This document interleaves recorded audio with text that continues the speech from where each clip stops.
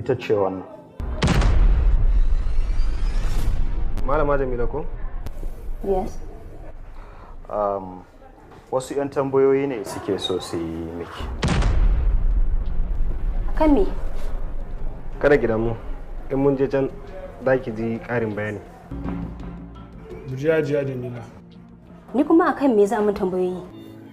Doctor, ya condition din nashi. Doctor, what happened? Me ka gani? Hawaye na gani suna zuba daga idanunki. Matar shi ne ta gaya masa wata magana mai zafi wanda bai ji daɗinta ba kwata-kwata a ransa.